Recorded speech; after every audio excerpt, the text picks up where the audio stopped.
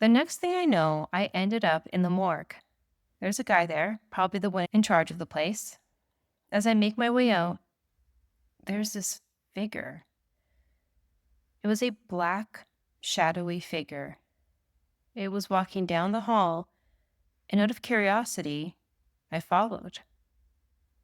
The figure went to a ward and disappeared. I stood in the hallway completely confused. Then, after a few seconds, some guy went out calling for a doctor, shouting about his dad was no longer breathing.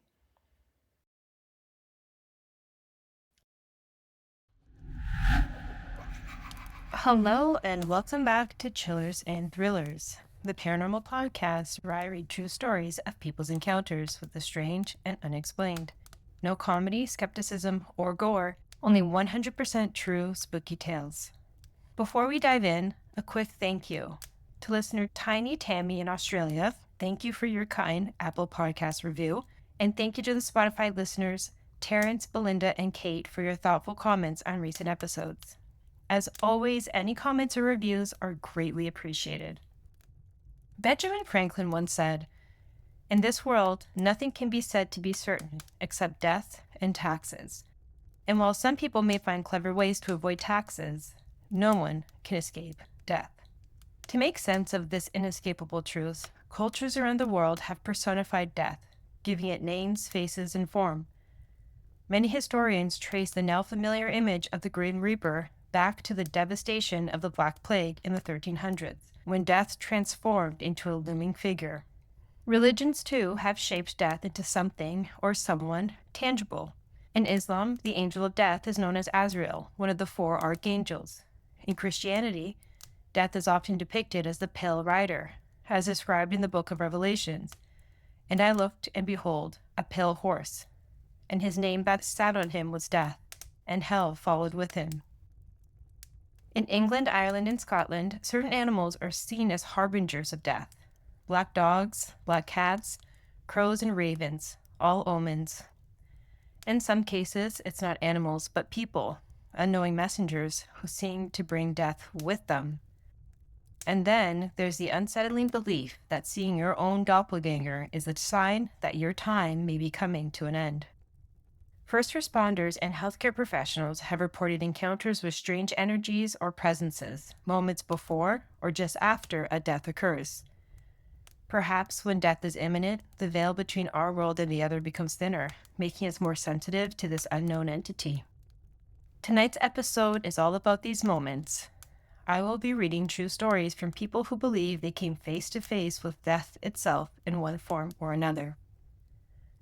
As always, this show is gore-free, but some of these stories deal with the direct death of family members, so if this is a sensitive topic for you, please feel free to skip this episode. I will be giving a warning before any stories that may contain extra sensitive topics such as child loss. I didn't want to remove these stories or not include them because the authors did find hope or comfort in their experience, and I do think that that's important, especially in this day and age. We'll begin this episode with an infamous account, Lincoln's Doppleganger, which was personally written by me. Now, let's not waste any more time. So get comfortable, turn down the lights, and listen in. Lincoln's Doppleganger, submitted by me. In 1860, after winning his first presidential race, Abraham Lincoln returned home. As he lay to rest on his sofa, he looked at a bureau mirror across the room, where he saw himself full length. What he saw chilled him to the bone. Upon his reflection were 2 faces, his own reflection and a secondary one, a copy of his face, but it was pale, hollow-eyed, and ghostly looking. Naturally, he stood up in alarm to see if there was anybody else in the room with him, and when he looked back into the mirror, there was just his regular reflection. When he laid back down and glanced at the mirror once more, there was his doppelganger, staring back at him in a corpse-like glare. Lincoln told his wife, Mary Todd Lincoln, about the strange experience. Mary Todd Lincoln famously became interested in the occult and spirituality years later after the death of her son Willie. So perhaps as a sign she was always open-minded to the unknown, Mary believed that this ghostly vision was a warning and an omen. She believed the two faces meant Lincoln would serve 2 terms as president, but the pale doppelganger meant that death would follow. 5 years later, Lincoln had won re-election, and the American Civil War was nearing its bloody end. And on a spring night in April 1865, Abraham Lincoln was shot dead while watching a play at Ford's Theater. Just 1 month into his second term, the president would die. But that wasn't the only time death came calling early. Days before his assassination, Lincoln shared a dream with his friend Ward Hill Layman. In the dream, Lincoln wandered the White House, guided by silence. He entered a room filled with mourners and asked a guard, "Who was dead in the White House?" The answer? The president. He was killed by an assassin.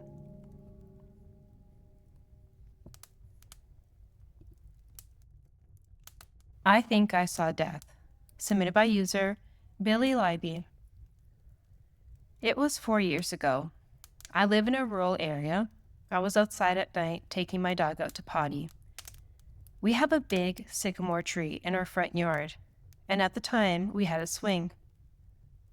I looked at the swing and noticed something on it.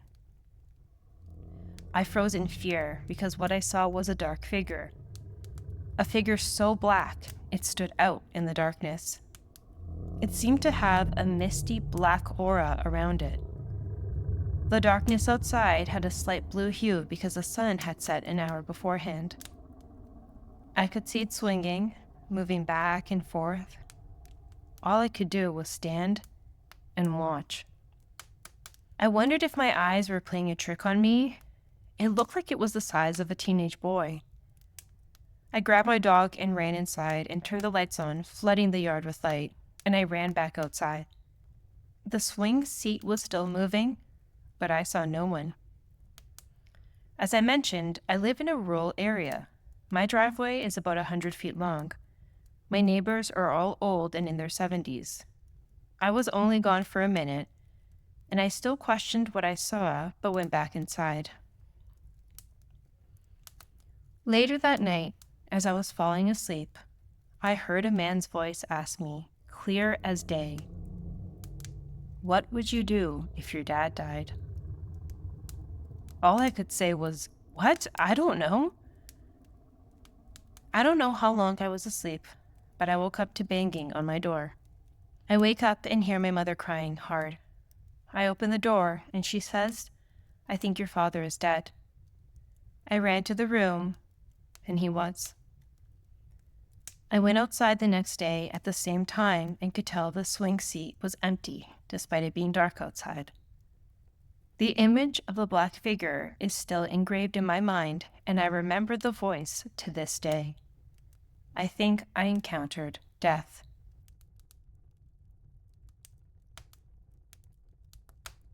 The Angel. Submitted by user Just Happy to Be Here IG. Just a quick heads up, this story does include child death near the end.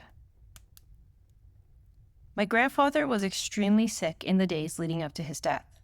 He worked with asbestos all of his life and had an extremely debilitating form of cancer as a result of it. He couldn't speak, and he hadn't spoken for a month leading up to his death. He couldn't even communicate. On the day of his death, he looked at my mother and said, "The angel is back." My mother was stunned. She asked what he meant, and he said, "The angel is back, and this time he wants me to come with him."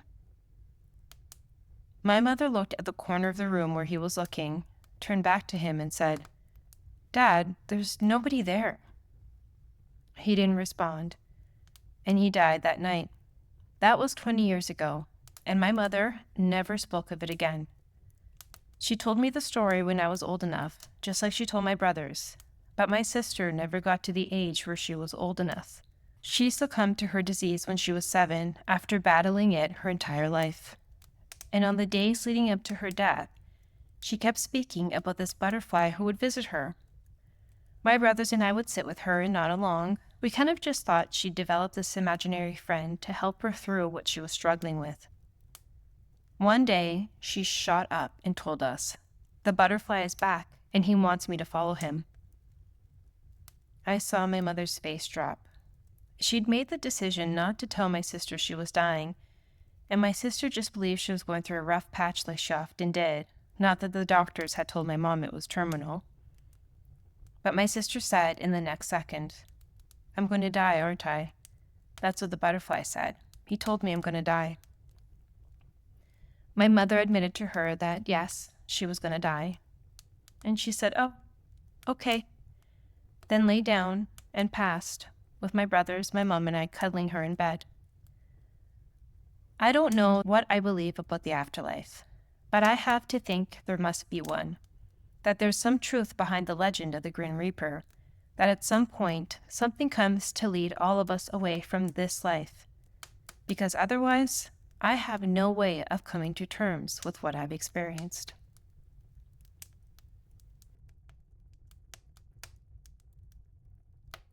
The Man in the Hat and Patient 1, submitted by user The Lonely Scientist. Mom told me stories when I was growing up. Her first job out of nursing school was as an RN in the ER of an old hospital in Virginia in the mid-1980s. There was the Man in the Hat and Patient 1. Most of the nurses have stories about them. The Man in the Hat would show up and stand outside of rooms after visiting hours, and the patients often died soon after. Patient 1 was a woman in a very old hospital gown. She'd walk in the halls before entering random rooms. Those patients usually coded. They took the man to be an omen of death, and the woman to be a heads up to grab the crash cart.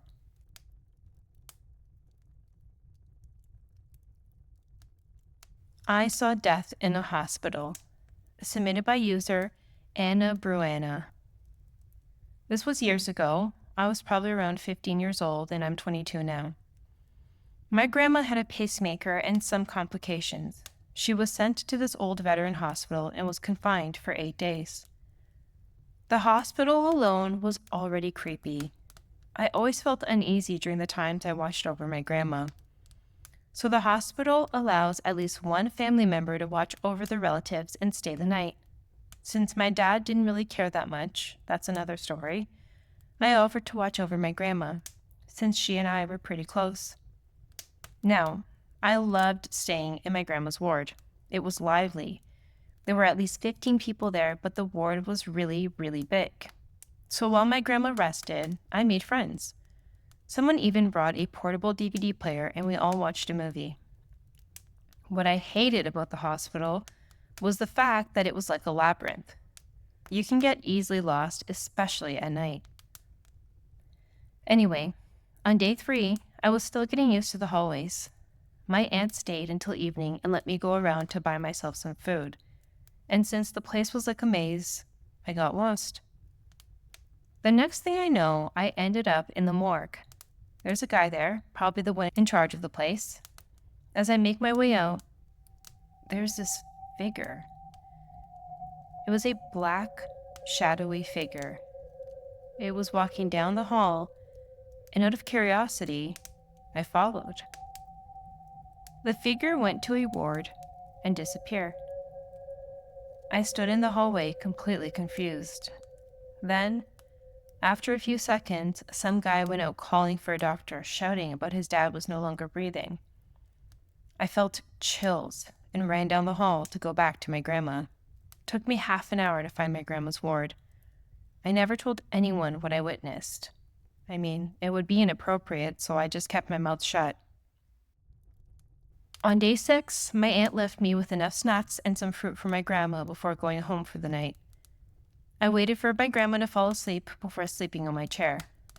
As I mentioned, the ward was really huge and spacious.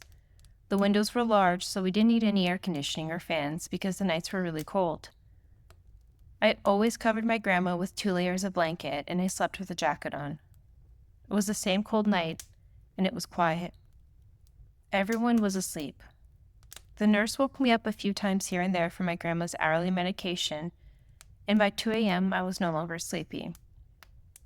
I was playing on my phone when the clock struck 3, and I felt a soft breeze on the bed behind me. I turned and saw the black figure again. I almost dropped my phone. The old lady on the bed was sleeping, and her son was sleeping soundly too.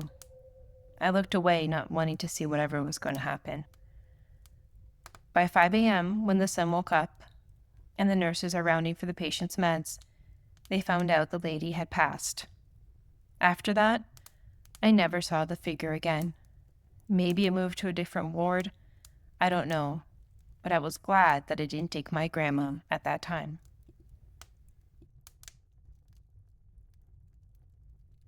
I saw death and the man it took. Submitted by user PowderFresh86. 11 years ago, my family and I lived in an extended stay hotel for a while until we saved up enough to get a place. It was a 1-bedroom with 2 sleeping areas, a kitchenette, and a bathroom. Some people had lived there for over 10 years by the time we moved there. We made friends with some of the people on the various floors, as well as a couple of the managers. It wasn't home per se, but it was better than being homeless. A few doors down from our room lived an older gentleman who had a young adult son who would visit him maybe once a week. One day, my best friend and I had returned to the hotel from shopping and hanging out. As we pulled into the large driveway, I saw a dark figure looking up at the hotel. It looked like a man and was all black. As we passed it, it looked back at us driving by. I couldn't see its eyes, but could still feel it looking. I turned away quickly, feeling a bit of dread in my spirit. I told my friend, "I think I just saw death." Surprisingly, he replied that he had seen it as well, and even pointed to the same exact spot where I had been standing. We both looked at one another and remained silent for a minute. I said a quick prayer, asked God to watch over my family and the people in the hotel. A couple of days later, there was a commotion in the hallway. My parents and I investigated and found out that the older gentleman that lived in the room a few doors down had died the day before. His son couldn't get him on the phone and had come over. He had the manager open the door where they found his father deceased. It took a few hours before they had the older gentleman's body removed from the room. Later that day, I left the room to sit in the back stairwell to have a private conversation with my good friend that lives in another state. And I saw an older man walking slowly down the stairs. He was wearing blue. When he heard me, he looked up at me sadly as I looked down at him. To my shock, I realized only his top portion was visible. He turned back around, kept walking down the stairs, and disappeared. I don't believe in ghosts, but I do believe we all have a spirit, or what some call a soul. I've also experienced my fair share of strange and supernatural events in my almost 40 years of life. I had seen death before, and I've seen other things I've shared, but that was my first time seeing a spirit leaving to the other side.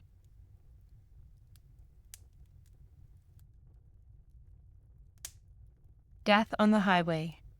Submitted by user Dave O'Leary. This happened in 1990 when my band was driving from Ann Arbor to Detroit after a gig. It was a little after 3 in the morning, sometime in the late fall, and there were a few cars on either side of the highway. Our singer Tony was quietly piloting the van with his window cracked slightly for his cigarette smoke. I was in the passenger seat. Clayton, a friend along for the trip, was awake and sitting behind me. Everyone else was asleep. A mixtape of the Stones was playing in the cassette player. "What's up with that car?" Clayton said, pointing ahead. There was a car driving slowly in the right-hand lane. Too slowly. Probably 40 miles an hour, but that wasn't what made Clayton speak. There was a glow in a car. The way the car in movies will glow so that the actor's face can be seen. The odd thing, though, was that it wasn't the overhead light. The glow was coming from somewhere on the floor of the car. The light was coming up. That's weird, Tony said. Yeah, I agreed. Tony switched lanes so we could pass, but he slowed down too. We were curious. We didn't want to pass too quickly. Clayton leaned forward and we all looked. We all got chills. I shivered. What the hell? Clayton asked in a hushed voice as if he thought the people in the car might hear. The car was occupied by 4 old people, 2 couples, one in front, the other in the back. And old was an understatement.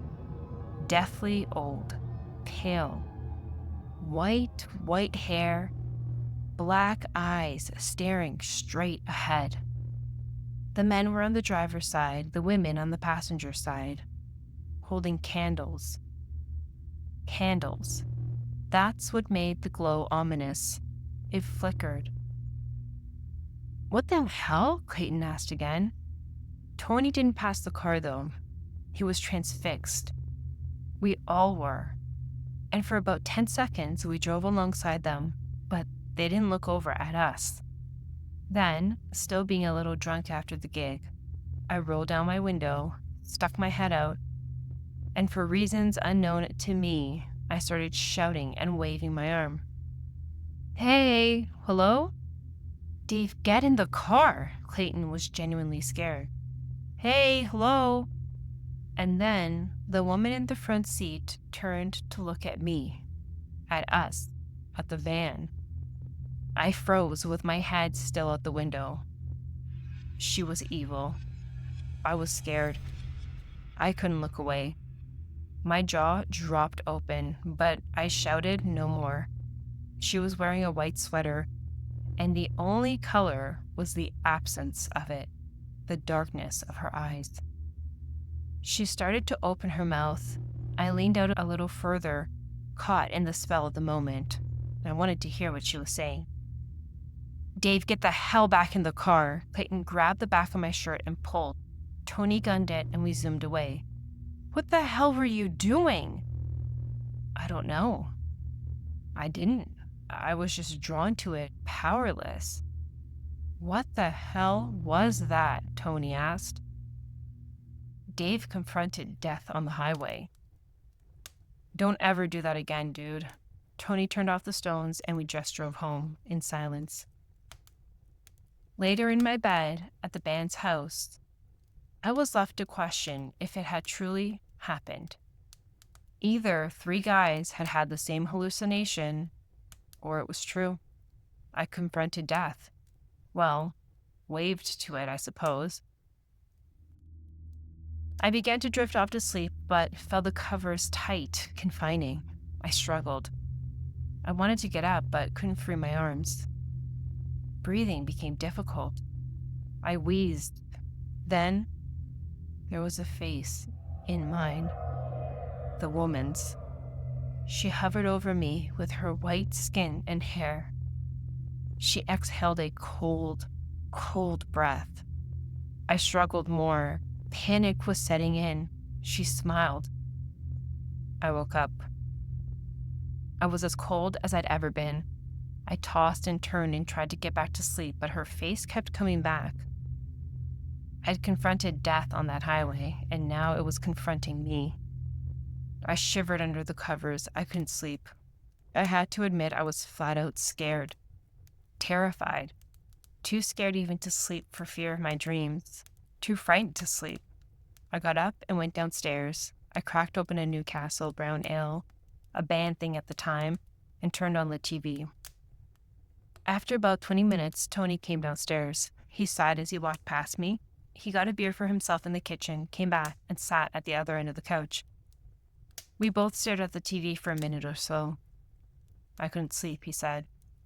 Don't ever do that again. Sorry, dude. It went down in band lore as the day that Dave confronted death on the highway. And it was true. I did. But never again.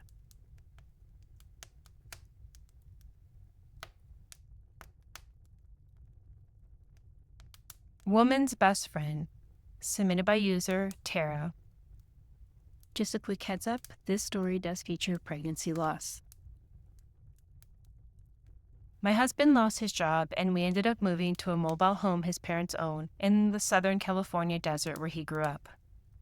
After living my entire life in the liberal enclaves of the Pacific Northwest, North California mountains and forest, an unexpected and unwanted move where I literally knew no one besides my in-laws was highly stressful, to say the least.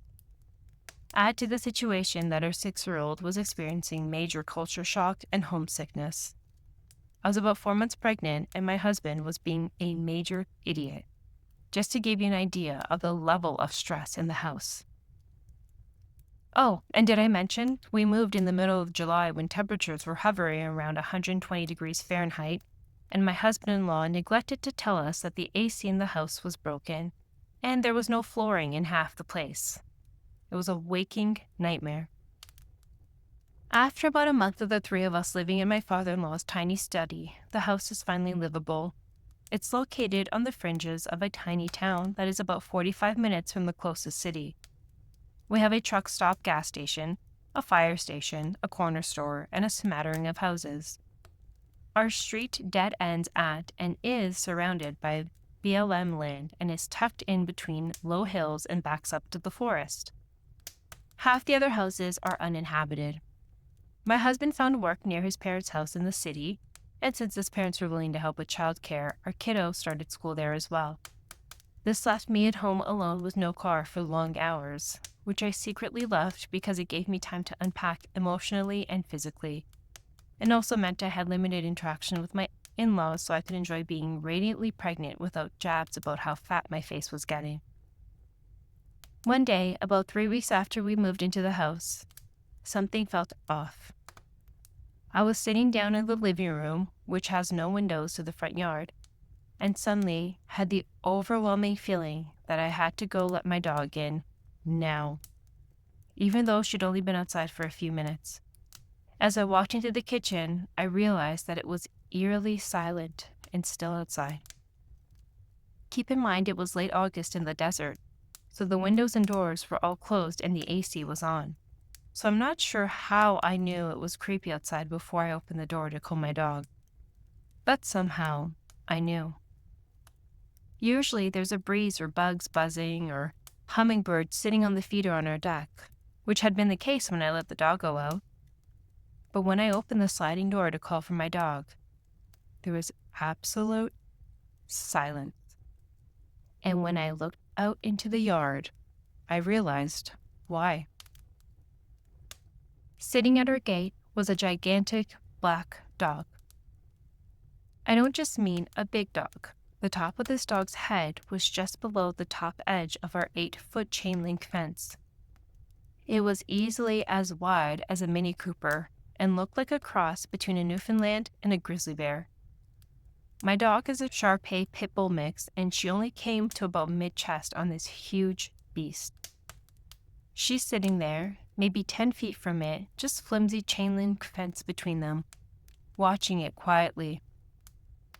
Tears immediately start pouring down my cheeks, and suddenly, it felt like I was carrying 2 full-sized adults over my shoulders. It took every ounce of energy I had to walk to the edge of our small deck. I tried to very quietly whistle for my dog, and nothing really came out of it, or if it did, it was swallowed by the silence. Still, right as I whistled, both my dog and the black dog turned their heads to look at me. My dog slowly stood up and walked over to me. You have to understand, she never does anything less than bound across the yard with her tail up, tongue out, and ears perked when she's called. So this was completely out of character. When she reached me, she turned and looked back at the black dog, then back at me, then started walking back towards it like she wanted me to follow her. I made a lunge for her and grabbed her harness. The dog stood up and we locked eyes. I was then hit by the deepest sadness I've ever felt. Worse than when either of my parents died. It was like a cold wave crashed directly in the center of my heart. I was sobbing uncontrollably as I dragged my dog inside. When I looked back, the black dog had begun to walk down the street towards the mountain. It went behind a large Palo Verde shrub and disappeared. I sat on my kitchen floor sobbing and shivering for a good hour despite the searing summer temperatures. I finally calmed down and worked up the nerve to take my dog out again later that afternoon. When I checked the area around the gate for paw prints, there were none. But there was a giant void in the sandy tire tracks my husband made when he left for work. My dog remained subdued for a while, but was back to herself by the time my husband and kid got home. I didn't say anything to him, but he noted later how funny it was that our dog kept pacing back and forth in front of the gate. About a week later, I went in for a prenatal appointment. I'd lost the baby.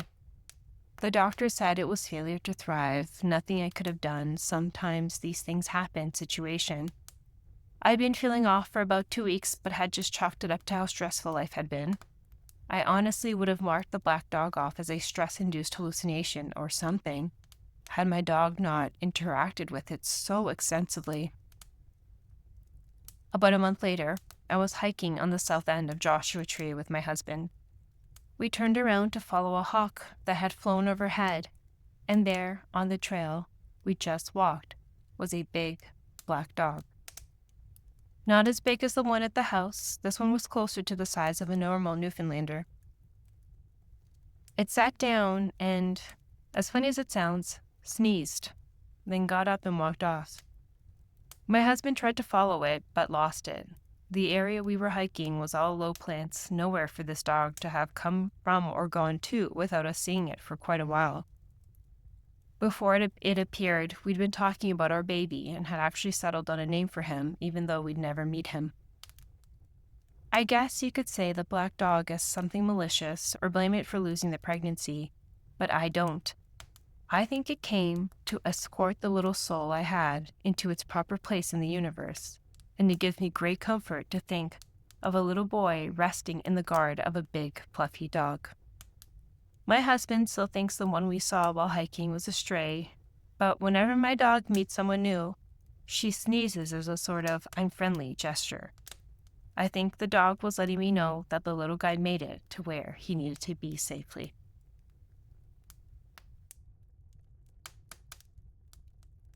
And that's all for this episode. So, what are your thoughts? Have you ever seen the Grim Reaper? As always, I would love to hear your thoughts and feedback. You can send me an email or leave a comment. If you'd like to support the podcast, you can buy me a coffee at the link in the bio. Or best of all, leave me a rating and review and share with your paranormally inclined friends and family. In the next episode, we're going to revisit a topic we've had before, but is always rich for more content: haunted houses. If you've ever lived in a haunted house, let me know. Otherwise, save your spring cleaning from when this episode comes out. Until then, I hope all you ghouls and ghosts stay safe, and I'll see you soon.